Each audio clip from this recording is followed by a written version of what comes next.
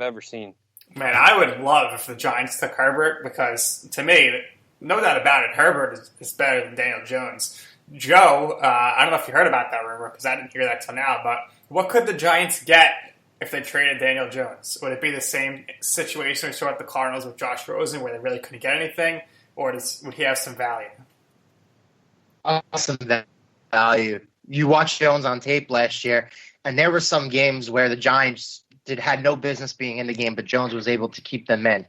I think Jones has talent. You know, I wouldn't necessarily chalk and give up on him yet. You know how I feel about him.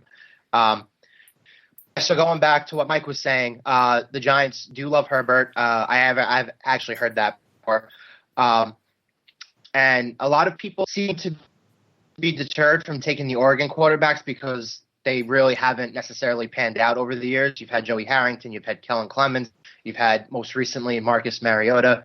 So a lot of guys who are taking that high don't necessarily fill up their promise, but I think Herbert is different. I think his arm strength on a different level, and his frame is big. So he has things going for him. The Dolphins, I think, are going to be a tricky team because I don't think they necessarily need to take a quarterback this early. They have 3 picks in the first round to use. They can trade down and acquire more picks if they need to. They could easily go offensive tackle here and wait to see how the quarterback board shakes out. Because remember, the Redskins did this last year, and they were able to get Dwayne Haskins in the middle of the first round simply by waiting. So right now it all comes down to how Miami strongly feels about Tua. I know for a fact that they do like him. I know head coach Brian Flores does like him. It's going to be interesting to see what they do. And I think the Chargers obviously what they do is contingent on what Miami does. So if Miami does take the quarterback, you're going to see the Chargers race up to get a quarterback. If you see any of the teams in front, like the Giants or Miami, trade down, that's going to offer an opportunity for the Chargers to get who they want. So we'll see. Just talking a little bit on that, I think if Tua falls past number 5, I think the Chargers are more set in stone on bringing in a guy like Herbert or Love. So I think Tua would drop down the board a bit, and I think around number 9, where the Jaguars seem to be rumored to be a team that's more in on Trevor Lawrence, trying to gather picks for next year. What about a team like the Saints trading up? It seems very obvious that Drew Brees is in his last year. They offer first round this year, first round next year. The Saints get their QB of the future, arguably someone who, as a prospect, you can't get much closer to Drew Brees than Tua Tagovailoa in terms of skill set. And then the Jaguars benefit because they bring in the capital to get another pick next year. And if they were to be out of that Lawrence range, maybe they could trade up, or they have the picks that would just allow them to continue to build around that QB. Very interesting stuff, and he's been the story of this draft for like 2 years now, and he continues to be the story. So, moving on here, you have Matt Rule's Panthers, and take us through John Elway's Broncos. So, pick 7 through 10. So for pick 7, the Panthers, I have them going C.J. Henderson. I think cornerback is a much bigger need than linebacker, which seems to be more hyped up right now. For the 8th pick, Arizona Cardinals, I have Isaiah Simmons. I think at this point, maybe the need isn't as heavily there, but I think they look at Simmons and they say, we can't pass on a player like that, much similarly to what Joe was talking about. For the 9th pick, I have the Philadelphia Eagles trading up with the Jacksonville Jaguars, getting CeeDee Lamb. Apparently, Howie Roseman is in love with CeeDee Lamb, and I think the Eagles very, very clearly show that they need a wide receiver weapon. You can't just wait and just see what falls to you. You got to go and get your guy. If Lamb is your guy, it is worth it to invest in it and see what you can do this year. Wentz is very talented, and he just needs some help. The offensive line's there. The run game is now developed with Miles Sanders. You need a guy that's going to be your go-to weapon, and CeeDee Lamb can be that. With the next pick, I have the Broncos trading up and getting Jerry Jeudy. So in this selection, I believe that the Broncos are going for whatever player they believe is best, and I think that's why the trade rumors have been rumored so heavily. And I believe they think Jerry Jeudy's better than Henry Ruggs. I think Henry Ruggs is a very talented receiver, but at the same time, I believe that Jeudy offers more nuance in his route running, and I think with a guy like Courtland Sutton on the other side, you want a guy that can break routes and get open with his release as well as Jeudy does. So it's interesting you mentioned Judy because I think the Jets love to have him, and I believe that if he's there, they're going to pick him. For here, this purpose is like you don't have him available, so the Jets, they'd be on the clock here with the 11th pick. Who do you have them taking? So with the 11th pick, I believe the Jets bring in Mekhi Becton. I think the most important thing for this draft is to protect Sam Darnold, give Le'Veon Bell a chance in the run game. I think both these guys are your key pieces of the offense going forward, and you need to find ways to protect them. I don't believe in George Fant. I like some of the signings that they had. Connor McGovern was a very nice signing, but you have to continue to put investments into this offensive line because at the moment, you cannot trust Sam Darnold behind this line with how it's currently configured. So, Joe, I'm sure you agree on that, but do you think the Jets are going to Jets and just be like, let's get a wide receiver. We don't need to worry about protecting Darnold. I actually think the Jets are in a great position because I think their two biggest positions of need are offensive tackle and receiver. And this draft, especially at the top, are plentiful in both. They don't have to move up. They could move down if they want to and actually get what they need still while acquiring more picks, which is an option.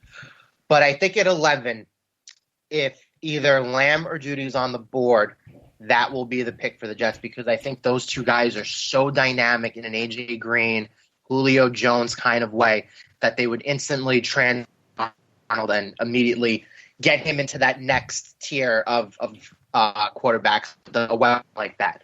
But in this case, this mock, what we're doing with Mike, he has the Eagles trading up with Lamb, who is 100% correct. Howie Roseman is smitten with CeeDee Lamb, and I think the reason why he wants to move up is he knows that teams like the Jets at 11 and then other teams behind them immediately are going to look to add a wide receiver. So if him and Judy are off the board, then I agree. I think Becton's a solid pick, and I think Wirfs would obviously be a solid pick if he were to juncture too. All right, moving on here. Let's do picks 12 through 17. So for pick 12, I believe that the Las Vegas Raiders go with A.J. Terrell, cornerback out of Clemson. When looking at this, I think the fact of the matter is there's been rumors of, the Raiders love A.J. Terrell. They're going to pick him at 19. And usually that doesn't happen. We remember this happening with the Giants and Daniel Jones. It's like, they love him at 17. They're going to pick him there. Well, when you get caught like this, it makes everyone else in front of you be like, okay, well, we're going to pick him. So you're not going to get him at 17. And now Terrell, who was rumored to go at 19, is going to be the pick of 12, in my opinion. I think Mike Mayock loves his Clemson guys, went with Farrell last year at number 4, and everyone was shocked about it. And I think Terrell is going to be another surprise pick, but I understand why they like him so much. At the 13th pick, Henry Ruggs, the third wide receiver out of Alabama for the 49ers. I believe that Shanahan, out of everyone, loves guys with upside. And in terms of the nuance and route running and stuff like that, he said on record that rookies don't need to be as good at route runners because you can develop that stuff pretty easily.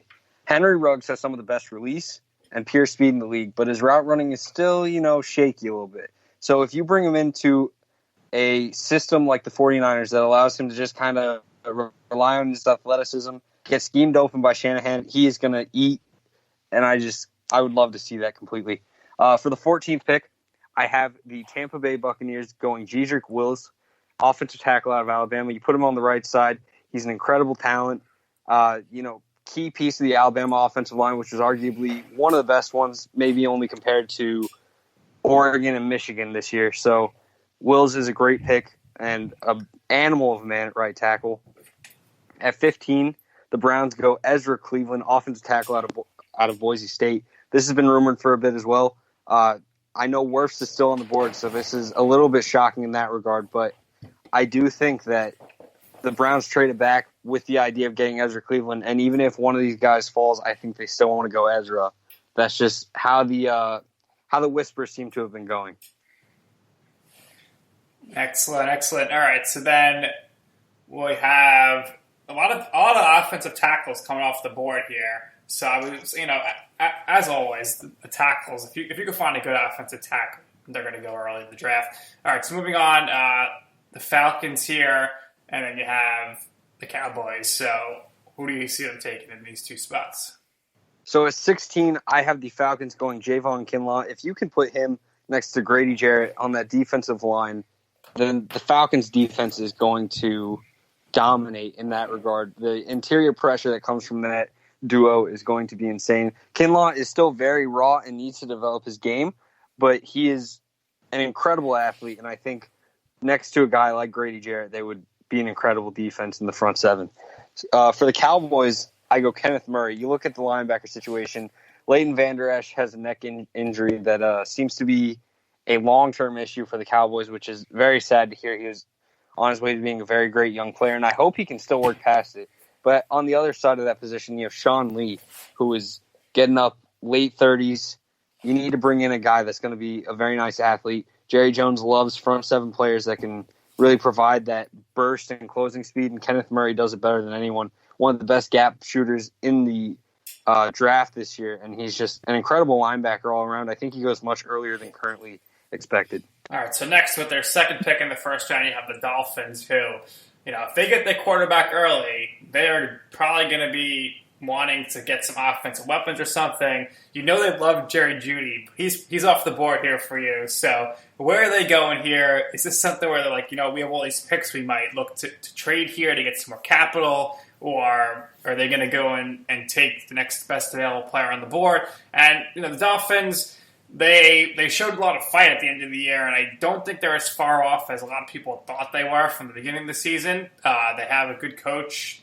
Their defense came strong together, so I would think they're probably looking to stay on the offensive side of things here. But who do you have the Dolphins taking here at 18? Yeah, so at 18, best player available, and it fits a huge need. I've always said, to be a great GM in this league, you go best value available, whether it's getting someone who's going to be a huge need on your roster, or you're getting someone that's just going to have the biggest overall improvement to the roster. And for that, it's Tristan Wirfs.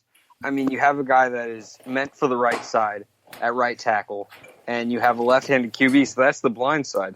And while the blind side has kind of gone away in terms of how the NFL operates, because so much of it is out of the shotgun, having a guy on the right side like Tristan Wirfs is huge for the Dolphins. And at the very least, you're getting an elite guard. But I think he can survive and do very well at right tackle.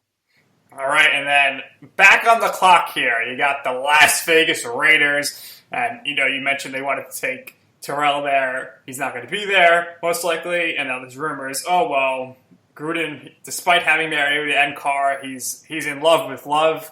Are they taking the quarterback here, or what? Who are the Raiders going with? So I think if the situation were to occur that Tua were to fall to 12, I think the Raiders would be 100% in on it. But at 19, I have them going Justin Jefferson. I think they pass on Love, decide to give Carr and Mariota one more year, let them see what they have in that situation, see if Carr's the guy. If not, see what they have in Mariota. So I bring in Justin Jefferson. You look at what he did in LSU this year, and he put up an insane season. He works extremely well out of the slot, but I think in a team like Las Vegas, he would probably work outside. But the biggest thing is effectively using the short to mid-range area, and that's where Carr is at his best. He's gotten a little gun-shy over the years, which is an issue, but bringing in Justin Jefferson should help capitalize on his skill set, and you're bringing in a very comfortable route runner with a great release and very nice moves in the open field. I think Jefferson is the way to go with this pick if he's on the board at 19. All right, take us through the next three picks here. So at 20, I have Derek Brown, defensive line, Auburn, going to the Jacksonville Jaguars. I think they are a team that has been rumored to like Brown at number 9 even. So if he falls to 20, I think they're running up to the virtual podium, I guess. So at 21, I have the Colts trading up and getting Jordan Love.